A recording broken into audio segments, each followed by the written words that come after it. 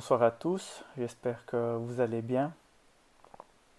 Avant de commencer, je voulais vous remercier pour vos messages, vos appels, vos prières surtout, pendant que j'étais malade.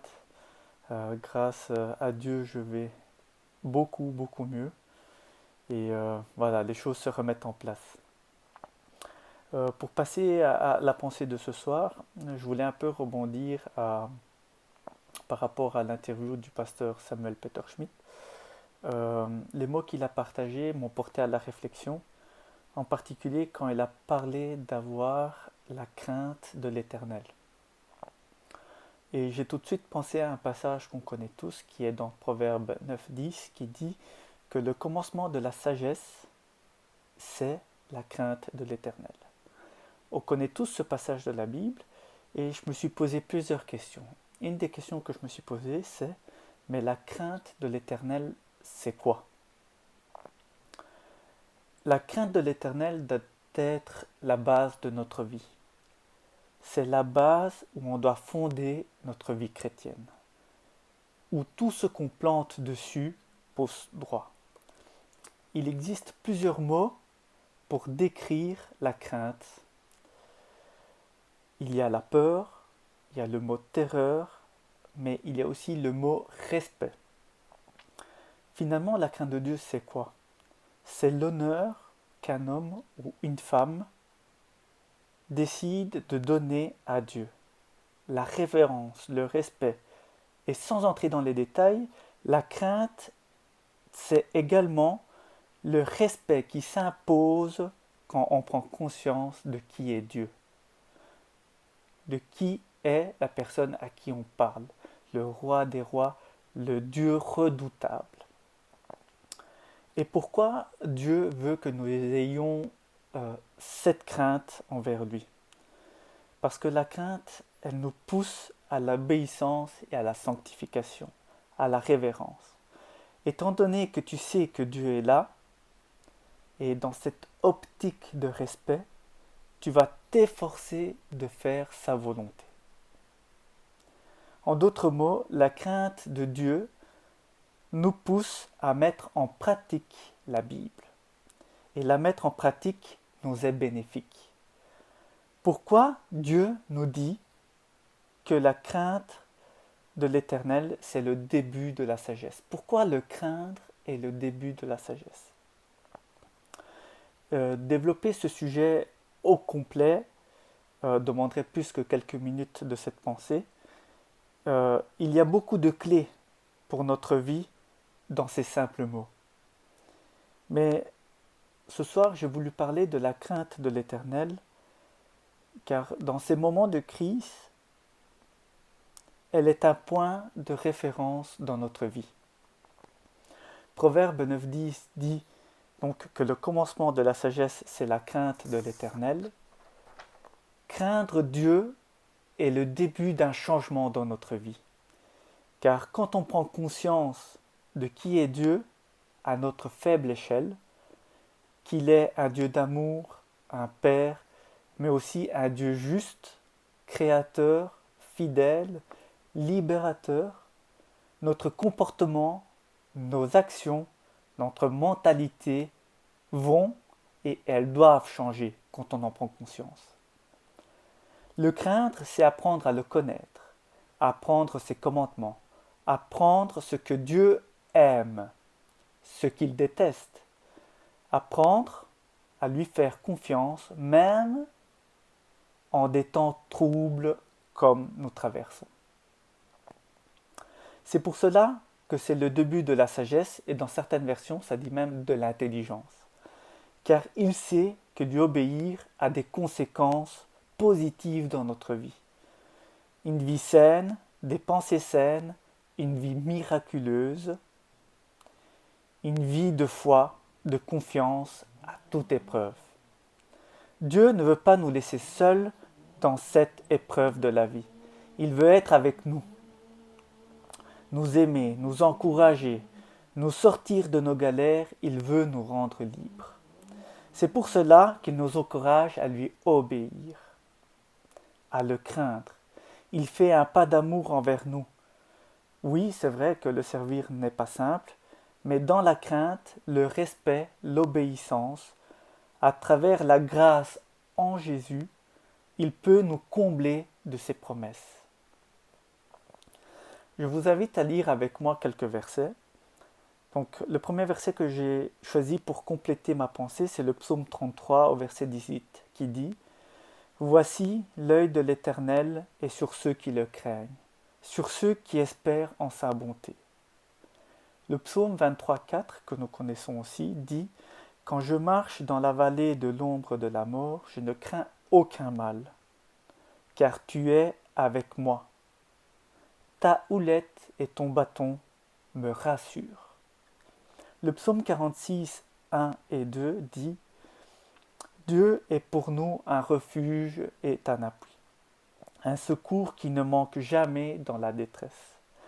C'est pourquoi nous sommes sans crainte quand la terre est bouleversée et que les montagnes chancellent au cœur des mers. » Alléluia. Ésaïe 41 dit « Ne crains rien, car je suis avec toi. Ne promène pas des regards inquiets, car je suis ton Dieu, et c'est moi qui te fortifie. Je te fortifie, je viens à ton secours. Je te tiens de ma droite triomphante. » Le psaume 25, 12 dira « Qui est l'homme qui craint l'Éternel ? L'Éternel lui montre la voie qu'il doit choisir. » Proverbe 29, 25 dira « La crainte des hommes tend un piège, mais celui qui se confie en l'Éternel est protégé. » Et ce soir, je voulais tous nous encourager. En ces temps de confinement qui portent vers la fin, mais qui a aussi cette crainte de déconfinement, où nous sommes à l'arrêt, à la reprise, face aux difficultés, face aux choix qu'on doit faire, on doit y aller, on doit faire, on ne doit pas faire, face à la maladie, face à la tempête. Je voulais nous encourager à revenir à la base de notre relation avec Dieu. Qui est-il réellement pour nous ? Un pote, un ami, ou quelque chose qui est au-dessus de nous, ou est-ce qu'il est vraiment le Dieu de notre vie ? La crainte de Dieu, elle porte à une foi sans limite, même dans l'adversité. Parce que si tu crains, tu t'efforces à l'obéissance et à la consécration. Tu sais à qui tu es en train de parler. Tu sais qui tu es. Que tu es un enfant de Dieu. Tu sais qui te conduit. Ton respect de la parole de Dieu et ton amour envers lui le poussent par amour également à agir dans ta vie, parce qu'il est fidèle à ce qu'il dit.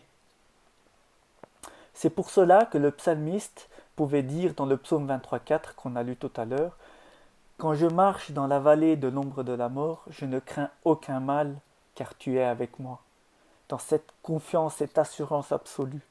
Le psaume 46, 1, « Dieu est pour nous un haut refuge, un appui, un secours qui ne manque jamais dans la détresse. » Frères et sœurs, assimiler cette pensée, c'est un parcours de toute une vie. Et c'est un parcours de tous les jours. Et nous devons nous efforcer, nous devons continuer à nous encourager, à poursuivre vers le bon but, qui est celui de faire sa volonté et de gagner des âmes à Christ. Et toujours selon sa volonté, Dieu ne manquera pas de venir à notre secours. Et je voulais conclure avec un passage que j'aime vraiment beaucoup, qui se trouve dans Josué 1, 8 et 9, qui dit « Que ce livre de la loi ne s'éloigne point de ta bouche, médite-le jour et nuit, pour agir fidèlement selon tout ce qui est écrit.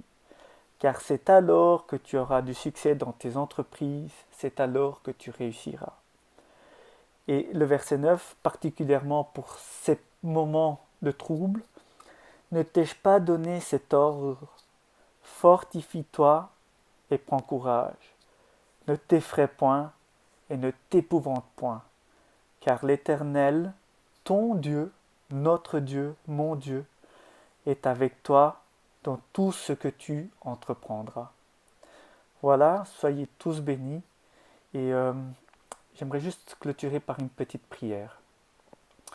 Père éternel, je veux te remercier pour la vie et pour tes bienfaits, Seigneur. Merci pour ta protection, merci pour tes bienfaits, merci pour tes promesses que tu accordes à tes enfants. Et je veux te remettre vraiment cette pensée entre tes mains. Seigneur, que à travers la crainte qu'on te porte, on puisse se rapprocher de toi. Que ce respect, Seigneur, que tu puisses créer ce respect, Seigneur, que tu puisses nous pousser à ce respect envers toi, à être obéissants et à pratiquer chaque jour plus ta parole. Seigneur, je te prie pour ton Église, je te prie pour toutes ces personnes qui ont peur, qui ont la crainte et qui n'arrivent pas à la surpasser, Seigneur. Ce n'est pas une chose simple, ce n'est pas facile, mais on veut se confier en toi. On veut, Seigneur, te demander ton secours, ton appui, Seigneur, que ta paix puisse recouvrir, puisse noyer toutes ces peurs. Je te prie au nom puissant de Jésus, Seigneur, et que tu puisses bénir ton peuple. Sois béni, sois glorifié, ô Dieu. Merci d'être notre Père et notre secours, d'être ce haut refuge, Seigneur, et qu'on puisse à notre tour un jour dire comme le psalmiste que même si on passe par la vallée de l'ombre de la mort, on ne craint aucun mal. Seigneur, qu'on puisse le dire avec notre ferme et toute assurance, car tu es notre Dieu, notre Père. Seigneur, je te prie pour cela, au nom puissant de Jésus. Amen.